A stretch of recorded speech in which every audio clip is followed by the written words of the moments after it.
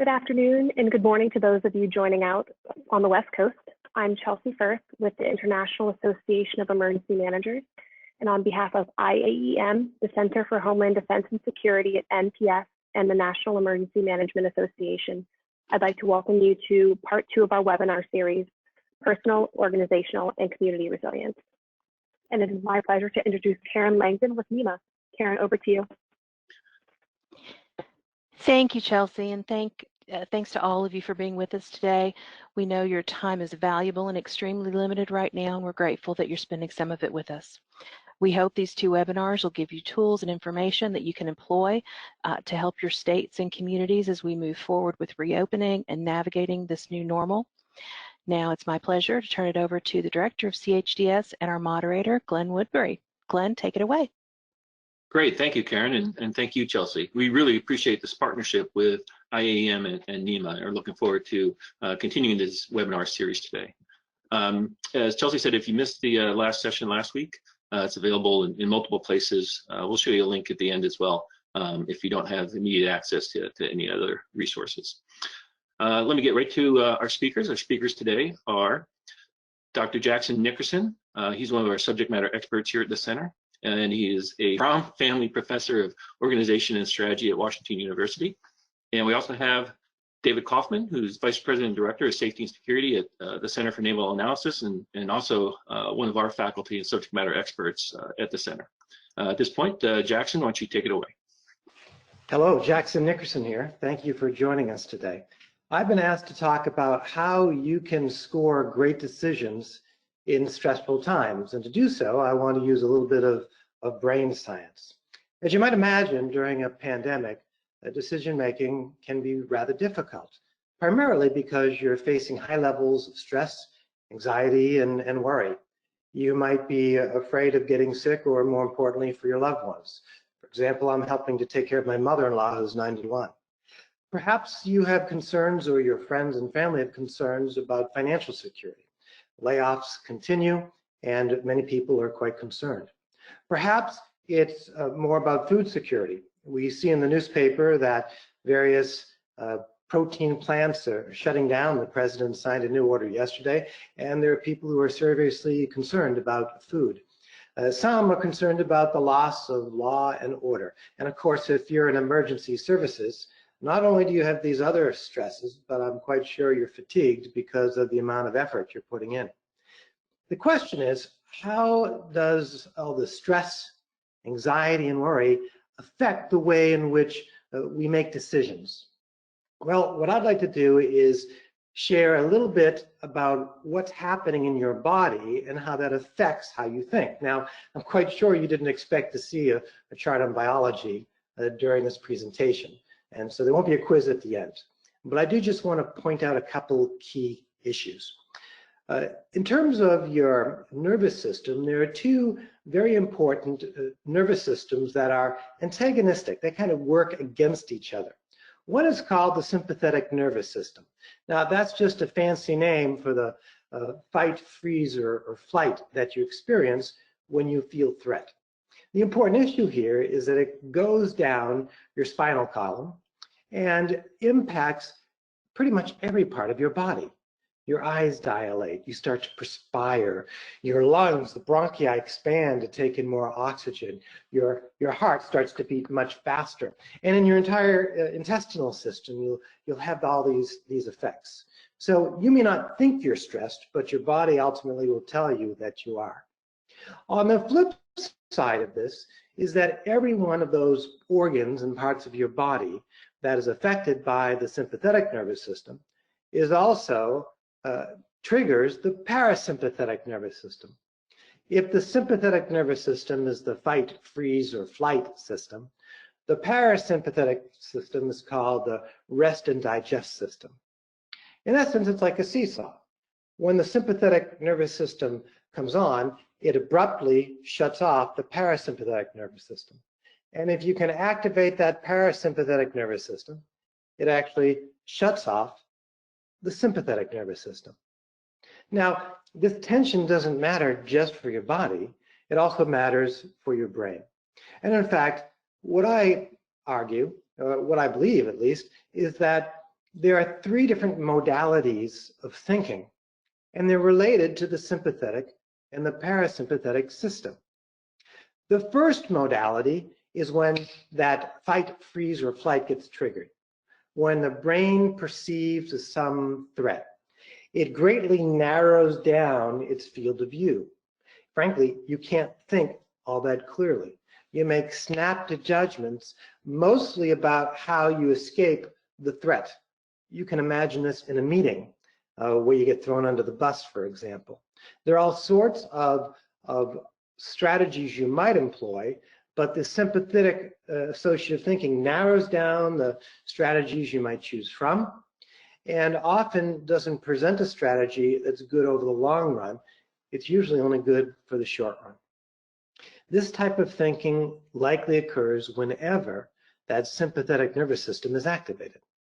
The second modality of thinking comes about when you're calm, cool, collected, when you've shut off the sympathetic nervous system and turned on the parasympathetic nervous system. Now, just because the parasympathetic system is activated doesn't mean you're going to have great decisions. In fact, all too often, you perceive a situation as familiar and you make snap judgments. For example, how many meetings have you gone into and someone has thrown out a solution within seconds before you even figure out what the issue is? Well, when you're in an emergency situation, a pandemic, for example, frankly, there's going to be a lot of novelty. And these sort of snap judgments, while they're based on your knowledge and based on your past experience, nonetheless may end up being the wrong solution to the wrong problem. It's only when you activate a third type of thinking, which is down at the bottom here, when you can activate that reasoning and executive thinking that takes place right here in the prefrontal cortex. That executive thinking allows you to look at the situation in a new and a different way. It allows you to use all those concepts that you've developed over your life, and hopefully it allows you the deep insight in order to figure out what the real problem is and come up with a great solution. Now, as an emergency manager, the question is, how can you reliably get to that reasoning and executive thinking? How can we shut off the sympathetic nervous system, activate the parasympathetic nervous system, but also get to this reasoning and this executive thinking? Well, what I'd like to do is provide you with 3 simple steps. Executing them may be difficult, but the idea, I think, is straightforward. I can also help with the execution. The first step is you really have to shift that mindset from fight, freeze, or flight to calm, cool, collected. Not only for you, but frankly for your team members. If you're having a team member and you're amping up the stress, I can almost guarantee you, you're not going to come up with good decisions. And so you want to find ways to activate that parasympathetic nervous system. There are a variety of ways of doing it. I'll tell you one of my tricks. Whenever I meet with people, I take a few minutes and I find a way to appreciate them for what they've done. That appreciation releases a little serotonin and dopamine, which turns off the sympathetic nervous system. Another thing that can be done is a moment of silence. In medicine, particularly during surgeries, physicians are now trained to bring the team together and center themselves, calm themselves down before they go into surgery.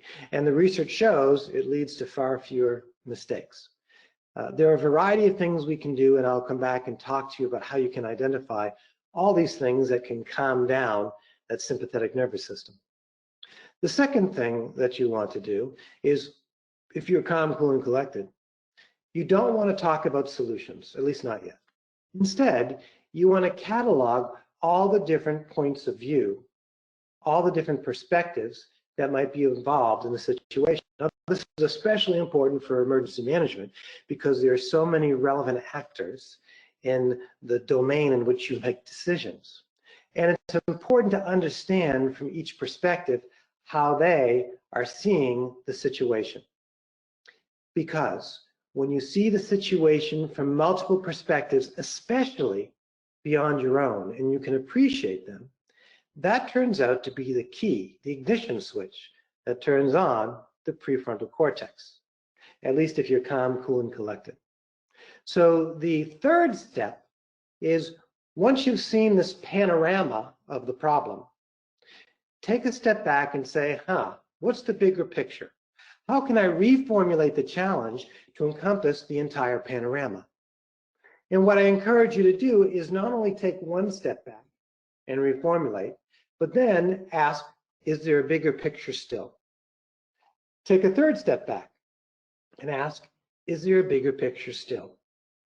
These three steps increase the likelihood that you'll figure out what the real problem is. Here's a quick illustration. If we think about ventilators, for months everyone has been screaming for ventilators, but the ventilator comes from a very simple perspective. If you go and talk to doctors, what doctors will tell you is, well, yes, I need the ventilator, but I need all the drugs that go along with it. If you talk to a nurse will say, well, I need the ventilator, but I need people who are trained to use it, and I need lots of staff to help me turn the patients back and forth on their sides. It takes up to 8 people to turn them regularly. I need the attention of nurses, and if I don't have many nurses, I have to have a nurse handle more and more ventilators. If you talk to administrators, what they will tell you is, I not only need ventilators, but I need to clean them, and I need to maintain them.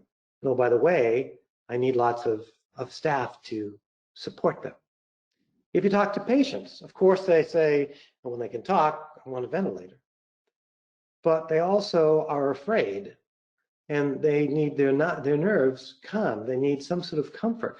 And frankly, maybe the nurses aren't available for that. The doctors are too busy, and their family is not allowed in.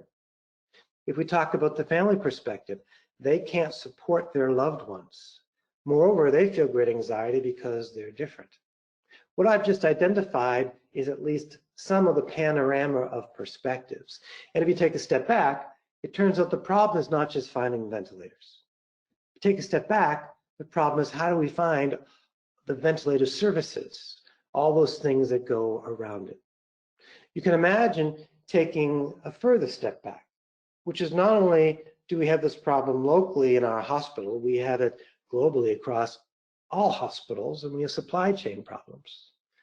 If you take a further step back, the question is not only how do we find these, but how do we collaborate with everyone else so that we have enough to serve all the people in need.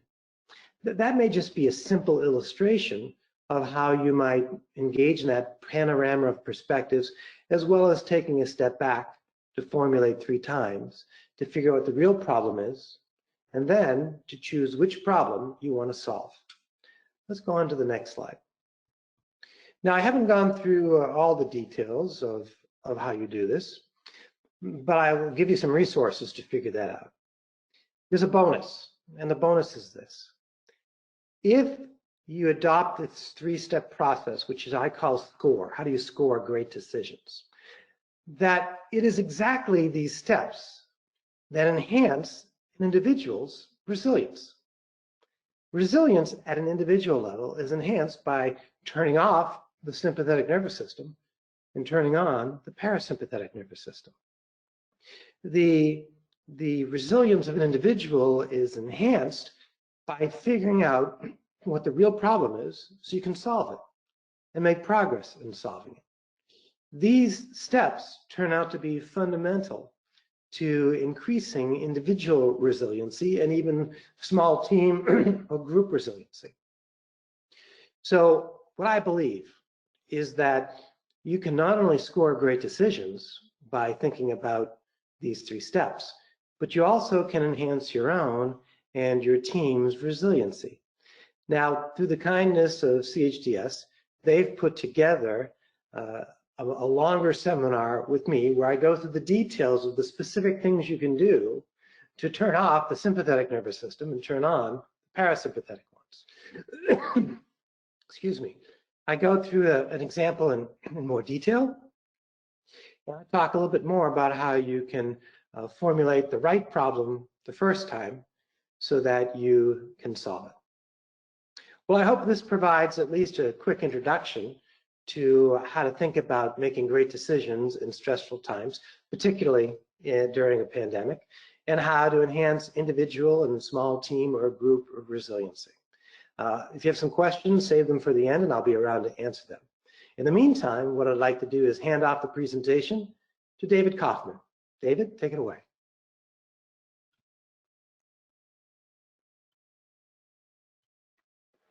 Thank you, Jackson. I'd like to kind of go all the way to the other end of the spectrum for a moment and pull back the aperture and just think for a minute about how we prepare ourselves, our organizations, and our communities for the path forward from here. Just as context setting for this, these are graphs showing the wave effects in 2009 from H1N1. And you can see in the upper left of the screen the demonstration between the first wave and the second wave. You can see in the bottom right the impacts in several different U.S. cities from those two waves. And this is coming out from vitalstrategies.org. And this is a notional point. This actually was released about 10 days ago, give or take, and is just projecting forward what we may be looking at in terms of periodic flow between loosening and tightening of social distancing and other forms of restrictions to prevent virus transmission over the next number of months as we go forward. So the point I want to make just by starting with sort of these two sets of images is there's been a lot of discourse, certainly in my professional circles, about getting back to normal. And I want to challenge that idea a little bit, because I really don't think this is a binary, we are not in a normal now and we're going to be back in normal soon. And it's going to be much more complex than that and much more fluid. So there are some lessons that we can glean from work in several different areas that I think help inform how we think about that. And I want to distill those in really three key principles. So the first is really accepting that the future will not necessarily look like the past. This is a common failing in strategic planning across the board, especially relatively near-term planning. Next 1 to 3 years, or even 3 to 5 years, is that we have a hard time mentally separating ourselves from our understanding of the present and seeing the ways in which the future may be very different. And thus we have this tendency to assume that the future is generally going to resemble the past. The article, the graphic is there from a Politico article that came out a few weeks ago. That was really a collection, and it's worth a look, a collection of viewpoints on ways in which COVID-19 may fundamentally change aspects of our society. Our politics, our governance, how we engage in globalization and trade, issues around inequality and social justice, basic things about how and where we work, the prevalence of flexible work environments in our workplaces on the other end of this. Changes potentially in our sense of personal space and the role of physical touch in our culture. None of these are certainties, and in prediction with high confidence is virtually impossible. But I wanted to just anchor this with a recognition that things will evolve, and sometimes evolve in some very unexpected ways. And we need to remind ourselves of that and accept that many aspects about the environment we'll be navigating will be fundamentally emergent. So given that, and given the tremendous pressure that many of our organizations are experiencing to act, to take action, to do what we can where we can, I think a second key lesson for us to bear in mind is the need to focus first and foremost on setting conditions. There will be very important things for government agencies, public safety organizations, et cetera, to do, which only they can do, and which must be done through direct action. But wherever feasible, I would encourage all of us to pull back and first look and understand what are the things we can do that helps set the conditions to enable and empower others to bring their capabilities and capacities to bear. In most instances, we are grappling with problem sets in this event in particular that go way beyond the ability of government to deal with on its own.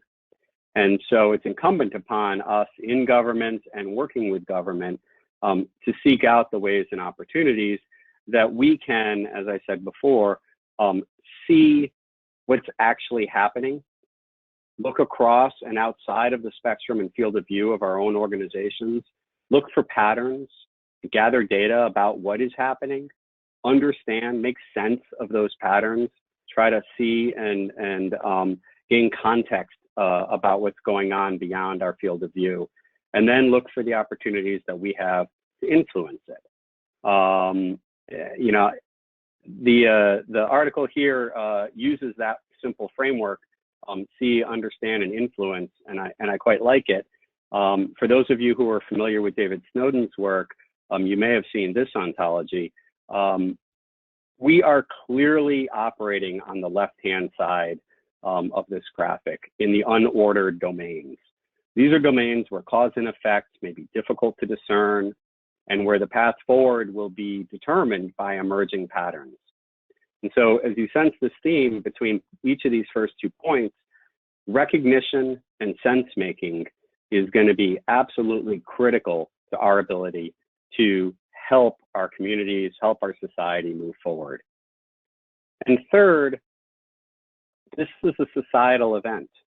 The impacts are societal. The recovery will be societal, and it will be, as we've been discussing, emergent. I've quoted Craig Fugate down here in one of my favorite sayings of his, that we have to adapt the plan to fit the public and not try to force the public to fit the plan. And I think what he's really saying there is we have to understand what the public's actual needs really are and what behaviors the public is engaging in, and pivot ourselves to react to those needs and to those behaviors and work constructively to support them. We have seen again and again and again astonishing acts of kindness, of mutual support, of grassroots local collective action in communities all across this country. We've seen that not just in COVID-19, but we've seen that throughout virtually every major disaster operation in recent times. The Occupy Wall Street movement pivoting and becoming Occupy Sandy, the Cajun Navy and their responses, citizen responders in their boats in Hurricane Harvey. The list is virtually endless. People are engaging in ways to try to support one another and to support their communities. And a key part of our job is to help engage with that energy in a manner that's constructive and that helps the whole move forward. So there are principles behind the construct of whole community emergency management that are articulated by FEMA. Those are understand and meet the actual needs of the whole community and engage and empower all parts of the community in doing so. And perhaps most importantly, building from strength. Strengthen the things that work well in communities on a daily basis. Now, those are written with a different context in mind, more of a blue sky context, but I think they're still very, very applicable for all of us as we think about how we engage with our communities, with our business communities to move forward now, and what we do to foster unity of effort in our communities in the absence of unity of command. So I will leave it there. I hope that at a broad level, those are sort of principles to help frame our thinking and allow us to pull back from the pressures of the immediate and generate some space to focus on that frontal cortex thinking that Jackson talked about. Thank you. Great, thank you, David, and thank you, Jackson. I'm actually going to start with Jackson, and this is in line with some of the questions we're seeing as well. First of all, is there a downside to turning off your sympathetic system? And I'm thinking of a lot of folks, especially first responders, emergency managers, are going to be relying on their gut to a large degree, especially when they get so much data, so much noise, so much requirement for decision making. They're probably going to go, with their first responses, and they have some reliance and they have some success on relying on their experience. That trying to shut that down is going to be very uncomfortable and maybe even wary of whether it's going to be successful or not. Any thoughts on that? Sure. Well, it's a fabulous question. And in many ways, I'm going to give you an organizational answer. I had a PhD student who did research on emergency responses in mine accidents. And across the country, these emergency teams for each mine compete with each other. And we studied the competitions, and here's what we found. The teams that performed the best in emergency competitions were the ones that had a central leader who stayed away from where the emergency was. Then you had most of the team up front on the emergency, and you had, in essence, a runner bringing information back to the central decider. And so the idea is you want the leader to have their parasympathetic nervous system activated. You don't want them to be at the front of the emergency, because then it'll be very difficult for them to think clearly and crisply. So organizationally, you want the people who are doing analysis and making decisions not to have that sympathetic nervous system activated. The people in the front line will find it difficult not to have it activated, but they need strategic guidance in terms of where they should be focusing their efforts.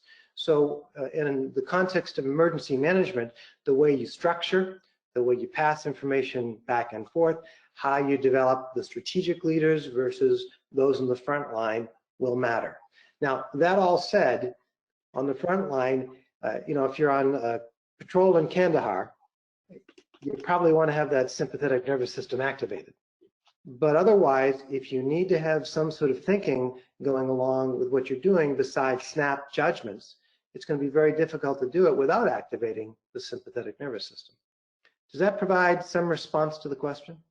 Yeah, that's excellent. And I think along the same lines, there's this question on would an example of SCORE also be effective planning before the onset of a disaster, so that you use your parasympathetic mindset to formulate the correct request for a resource. So the participant goes on to explain, using the Venn example, proper planning at that time could result in understanding all the requirements, the maintenance, the additional personnel, rehabilitative requirements, to be part of that pre-scripted request. So the decision can be more automatic because you're relying on, I guess, decisions made within the parasympathetic mindset that you don't really have to rely on the sympathetic response.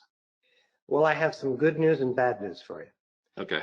I think it's always good to do strategic planning beforehand when your parasympathetic nervous system can easily be activated. However, what we found is that when you're in the moment, when that fight, freeze, or flight has activated, often whatever you thought about before goes out the window, and you revert to whatever has been encoded in your brain. So if you're thinking about how to train emergency responders on the front line to have new routines, new habits, if you will, then it is vital for you to train them when they're under stress. You want to encode those responses when they're under stress. So when they're stressed in the future, they'll have those routines to draw upon. If you try to encode those routines, those habits when they're calm, cool, and collected, then it's not going to work. It's kind of like training a police officer by computer simulation, then putting them on the street where they're facing a criminal who's pointing a gun at them. That training beforehand is less likely to be drawn upon if it hasn't been encoded when they were under stress. So my prescription is a little different than what you might have suggested in the question. Prepare beforehand, but then you want to have people practice when they're under stress, maybe even intense stress, so their responses become encoded in that sympathetic nervous system thinking. Okay. Yeah, so that starts to make us not necessarily question our pre-planning, but reevaluating it when we're dealing with a lot more unknowns maybe than we were preparing for. Yeah. So David, I got a question for you.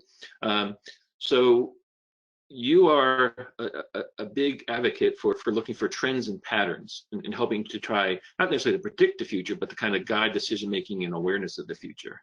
Are trends and patterns going to help us this time in such a novel type of experience? Yes. In fact, they may be far more important right now than they are in normal planning settings where we're trying to look ahead. And I would really refer back to Snowden's framework for that. So if you go through his work and he articulates different leadership strategies in each of those different domains in his framework.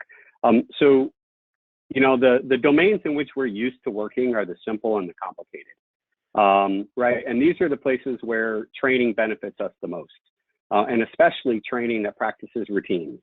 And I couldn't agree more with Jackson's point about the importance of practicing in stress in order to be able to execute those routines correctly in stressful real-world environments. But when we shift over into areas that are fundamentally new and novel, or where cause and effect relationships don't hold true in the ways in which we've learned them to hold true for other kinds of events, then we're really left bereft of a lot of the benefits of our preparations for other simpler events. And it's more important than ever to be able to sort of recognize key movements in the landscape image in front of our eyes as they're occurring, and be able to recognize the effects that our actions are having and gauge. So he talks about in the complex domain, shifting our leadership strategies to probing first and then sensing and then responding, as opposed to sort of analyzing, categorizing, selecting the appropriate routines that we've practiced and implementing those. And I think you don't have to watch very much of the news on any given day to understand that what's happening right now defies the routines that we have practiced in most instances. And as you get into the really fundamentally novel environments, right, sometimes you just need to do something at a limited scale and then see what effect it has in order to understand whether it has efficacy or not. Now, I'm speaking in very generic terms. Obviously, context matters a great deal, and the specific actions matter a great deal in that context. But I think that ability to make sense of what's happening is of paramount importance right now, and far more so than in dealing with a more routine event in any of our fields. Right. There's a great comment here. Dr. Nickerson's explanation about pre-planning the parasympathetic nervous system makes for a strong case for making exercises as realistic as possible, but while also remaining safe. And that makes a lot of sense. So when we see fire towers where firefighters train, they don't do it without actual fire and smoke. When we see military folks training, we're using blanks, but we're trying to make it as realistic as possible. I mean, is that, whether it's conscious or just practice, you know, basically trying to exercise your approach, which is you're trying to bring out, you're trying to encode the right responses during the sympathetic. Did I get that right? No, you got it exactly right. The key is, how can you spark that sympathetic nervous system? So if it's realistic, but everyone knows it's fake, so to speak, and they're not anxious or stressed by it, then you're probably not going to get that encoding that you would love to have, so people can pull out those routines when they're under stress. So it depends on the situation, depends on the training, but the key is to create that level of stress and anxiety, fear, threat, so that they actually feel the stress in their body. And that's the key thing. If they feel the stress, then they're more likely to remember whatever routine you're trying to establish the next time they're under the real stress. Right. So I think this question goes more to Jackson, but Dave, you might have some comments on this too. The stress of the uncertainty of the future. I see that a lot. So we're a lot of folks, emergency managers, first responders, are dealing with this immediacy of how am I, going to get through the next operational period? What are the stresses that I'm having right now? But I think a lot of us, to include those folks, are having this stress about, I don't know what September is going to look like. I don't know what December is going to look like, and that's adding increased stress that may also be affecting our current decision making as well as our future planning. We're actually doing future planning under stress, which is kind of an odd thing to think about. How do you reduce that stress of something that's still awaiting us Dave, in order to make better decisions? First? Yeah, so I have a couple of thoughts on that, and you're talking about September and December, right? I'm still trying to figure out if my kids are what's happening to them in June. But uncertainty is tough, and we use a lot of decision frameworks that, in my judgment, really are designed in part to sort of push uncertainty to the fringe and let us focus on the parts of the spectrum about which we have, relatively speaking, more certainty, because we feel like we can do something about that space.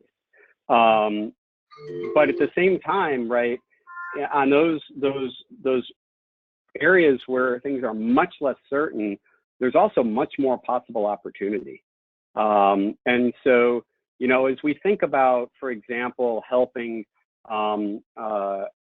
bring back the economy in our communities, right, that doesn't mean that we only have to bring it back the way it existed in January. There may be lots of aspects in our recovery that are things we want to change, or that where there's a great opportunity to take something that has had interest and momentum, but not really had the right opportunity, and create that opportunity to bring that forward. So I think we, especially in the Homeland Security space, are much more attenuated to the downsides of uncertainty and the downsides of risk. So my primary point would be, look for the upside, look for the opportunities that are also being created in all of this, and think about how we can seize those and what we might do with them. And then, to a point that I think is threaded through this whole discussion, we just got to be accepting that things are going to be fluid and change, and recognize that induces stress in and of itself, and allow ourselves the opportunities to care for ourselves and try to help cope with that as we go through all this. Yeah, I actually heard a great potential example of that yesterday, where somebody talked about that one thing we're learning is that we don't need as many people in office space as we used to. And at the same time, the people who do need face-to-face services need more space between them, right? So now you actually have created more space because of increased teleworking, and that space can now be used for the distance, the social distancing or physical distancing that we now require. So kind of, I'm not saying that will work everywhere, but I mean, looking for those opportunities where there might be benefits that are different than how we've operated in the past. Yeah. I'd like to add a few things on to what David said. I'll give some very specific tips and tricks. Activating the parasympathetic nervous system is done in really one of two ways.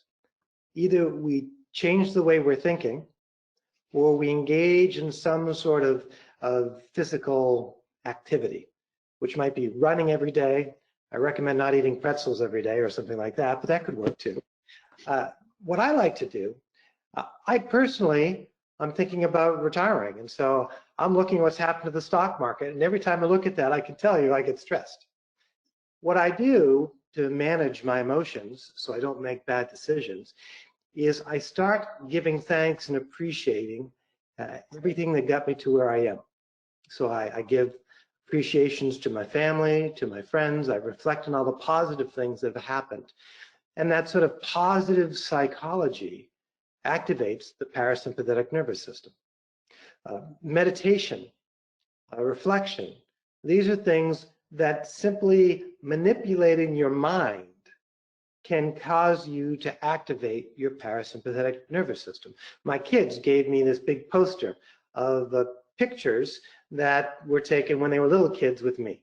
And so whenever I'm really stressed out, I just stare at that for a few minutes. And what I find is it calms me down, a few deep breaths, Maybe I get up and move around, maybe I lift weights for 5 minutes, but it turns out it calms me down so I can bring a fresh perspective that's not under duress when I'm trying to analyze the situation. Again, that can be done with daily exercise. You can train your body to activate the parasympathetic nervous system more quickly. I do a lot of meditation that allows me to activate it more quickly. So that the more you do this, the more you activate, the easier it is to activate. And then once you have that activation, as David's saying, it's a lot easier to look at things from a different perspective, multiple perspectives, to set the past aside and reformulate what the situation is to think about the future. Good, good. So David, where do you think the new normal is going to be determined mostly? Local level, national, global level? I mean, where do you think the predominance of what new normal looks like will come from? And any experience from past disasters where we've seen that happen before? Didn't I just finish saying that this whole thing would be emergent? Is that is that an acceptable dodge? No. Look, I don't think there's an easy way to answer that question. But I think what we've seen in the past is that things evolve organically. So it doesn't come from outside a group and be inflicted on that group and last. It comes from within. And so at that level, I think that we are very social creatures, and our culture is sort of a composite of our social behaviors and our tolerances and lack thereof. And I think that it's going to emerge bottom up, at least the cultural and potentially the political dimensions of that. I think you've seen, differences in the past few decades between how problem solving and governance issues are worked on at a local level versus at a national level that provides some guidance. But there's not really an answer in the back of the book for this because the last time we dealt with something like this was so far back, so much is so different in our society that it's hard to just sort of take and extrapolate lessons from, the 1920s or the 1940s and apply them today whole cloth. But, one of the things that I've been struck by is how this event is changing shared experience. So on the one hand, right, we're all experiencing this thing together. And on the other hand, we're experiencing it in a very individual way without so many of the momentary social interactions and social occurrences that we go through with other people, right? Grabbing a bite to eat at lunch with coworkers or whatever the case may be. There's so many of those things that aren't happening that our experience sets are much more individual or family unit level right now. And I don't really know what the implications are of that for how we go forward, either in terms of norms that get eroded as a result of that, or new norms that emerge. So I think it'll be fascinating to watch stuff. Yeah, so follow on, this is a great comment from one of the participants, is that we have the opportunity to shape the new normal, right? So it's not a matter of just letting it emerge, it's actually taking part in that emergence, right? So if we wanted to decide, look, what ways can we make the economy different and even more productive? Or how can we make our resilience for future events even better? That would require some conscious effort walking into the future as it emerges, as opposed to reacting and watching it emerge and then deciding what to do. What do you think about that, either of you? I completely agree with a caveat that, we don't have divine might in all of this. We're not going to be able to ordain that, but we can definitely influence it and engage it. And we are, we are agents of our own destiny. And the tone we set is sending a signal into the, into the larger environment just as much as the tone that someone else sets. And so we should be agents and embrace directions that we aspire to and try to use the opportunities that present themselves. Jackson, it looked like you were going to chime in.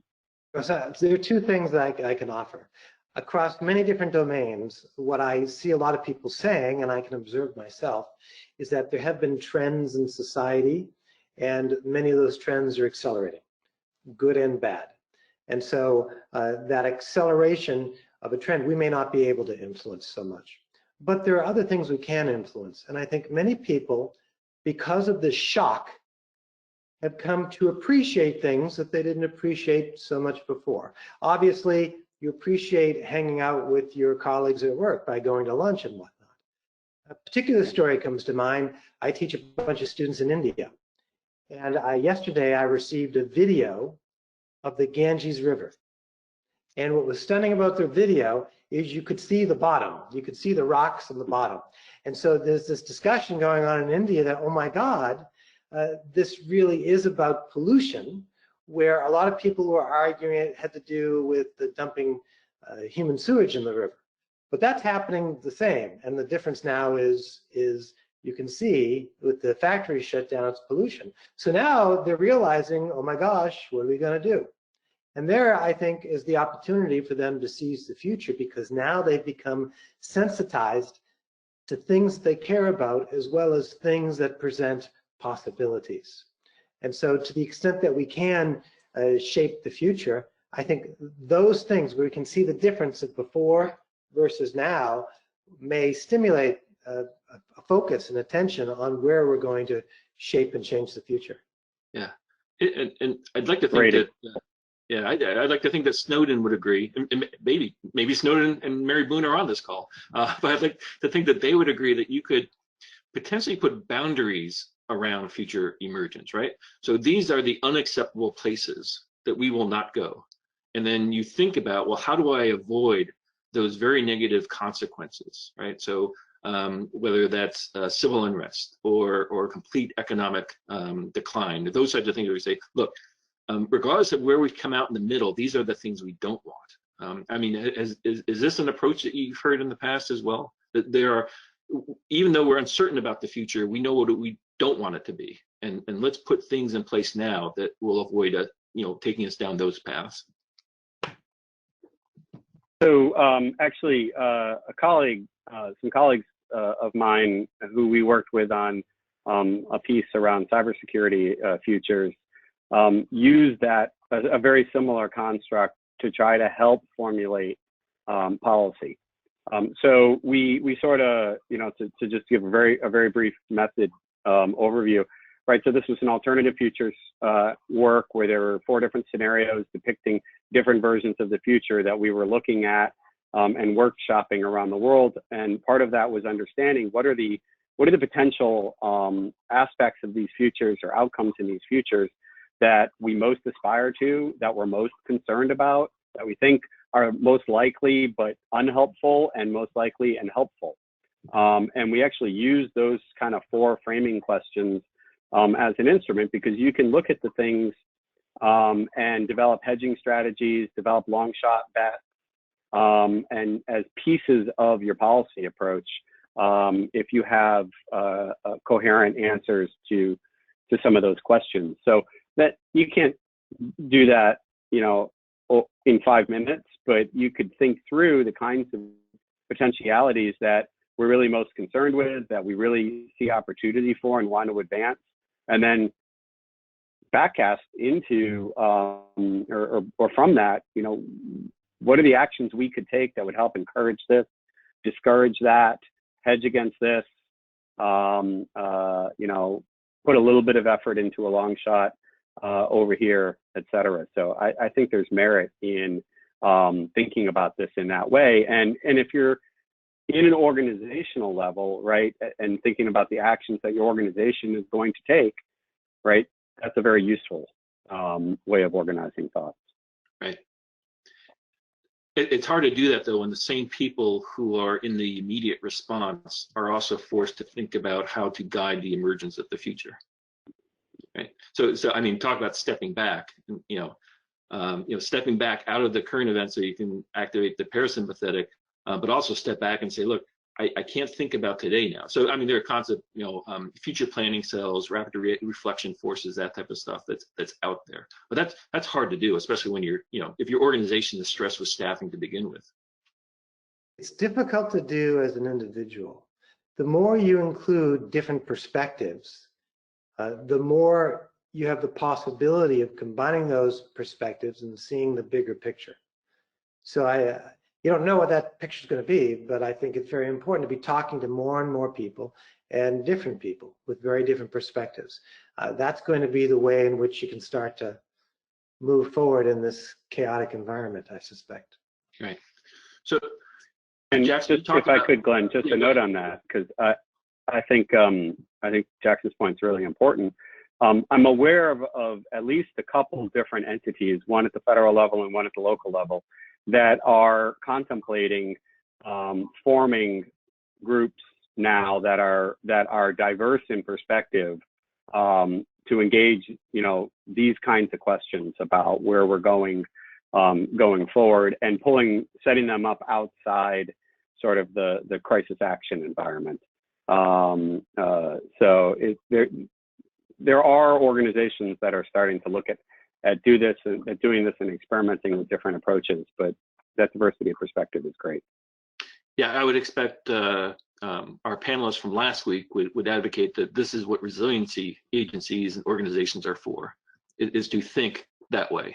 There's a great comment here about, this is a great opportunity to start shaping resiliency within our communities, because the threat and the stress is upon us now. So we're paying attention to it. That issue attention cycle is right upon us. So it's a great time to say, look, we don't want to go through certain things again. What can we set in place now to be more resilient next time, or as this emerges? If I could add one comment on this, I think rather than trying to figure out what the future is going to look like, it's really about how can we improve and enhance our governance systems so they can be more adaptive when you're confronted with a pandemic or something we've never faced before. How do you build the networks? How do you build the relationships? How do we build the processes and the facilitation so we can collaborate better and faster as a team around particular topics, around particular regions? So in some ways, it's less about the actual planning, and it's more about how we can improve the adaptiveness of our governance. So Jackson, you talked about, that's a great comment. I agree completely. So Jackson, you talked about modeling behavior, I would say downwards is not the right way, but to your team, right? So you're modeling, okay, so I'm going to help reduce stress by reducing it myself, modeling that for people who work for me or work with me in my organization. I'm thinking about emergency operations centers, command posts, that type of thing. How do you model upwards?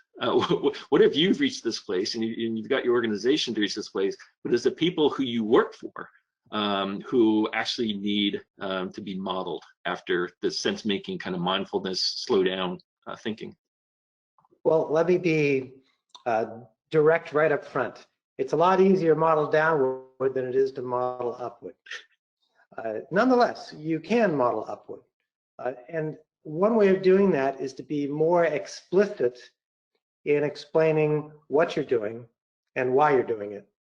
So I've been in some situations personally when I've led organizations and I've dealt with my senior management, and sometimes I've been successful in laying out why we're calming people down, why we're slowly going through to understand the panorama of perspectives, because it's going to give us more raw material to work with to figure out the real problem and the solution.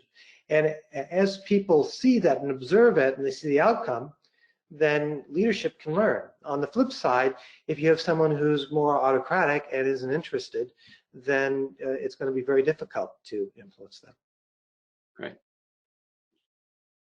So I have a question here. How does the philosophy of Stoicism fit in to all of this?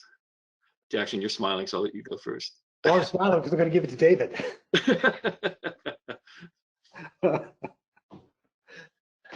It's been a long time since I read any philosophy. I don't recall enough specifics about Stoicism, But I do believe, and I may be incorrect about this, but I do believe that some level of ability to accept what is a key part of that. And I do think that aspect is really important right now. I just will caveat that again by saying I may be misremembering and applying my Greek schools of thought here, but we gotta. It's just we're going through something really profound. It is what it is. It will be what it will be.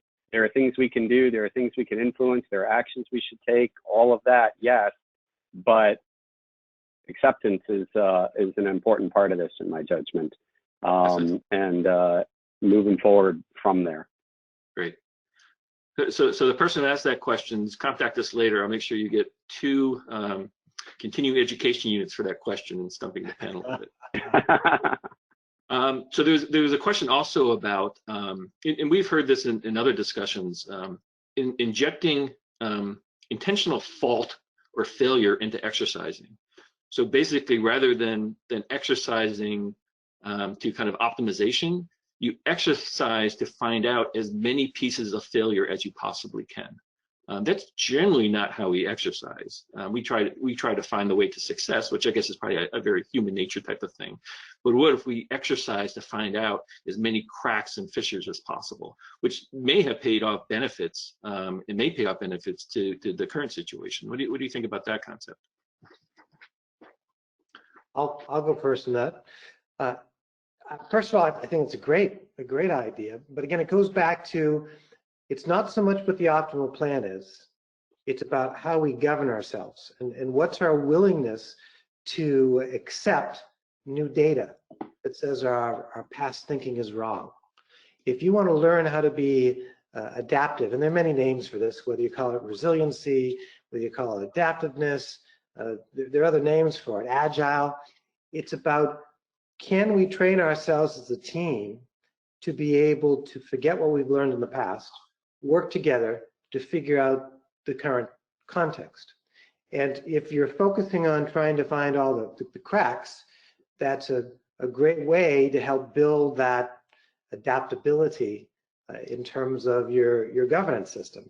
If you think there's one optimal right answer, then you get overconfident and it's hard to go back and change your thinking. There's inertia that gets built up. So I think it's useful to continually break down that inertia. It's kind of like learning how to be humble, which is difficult for most human beings, to be able to reflect and say, okay, I have to think differently here. Right. Anyway, that's how I think about the question. Yeah, yeah. David, you're very humble. So I also like that approach, and I tend to be in favor of approaches to exercising that are not testing established plans. Don't get me wrong, there's a time and a place for that, but I feel like we fall back on that as pretty much our default approach for exercises, and we get a lot more comparative value especially in dealing with complex and novel events, or trying to anticipate those, when we're doing discovery exercises that stress the system past the point it's able to deal with. And that allows us to grapple with some of these really hard planning challenges, delivering outcomes that exceed our capabilities and for which we will never have enough resources, for example.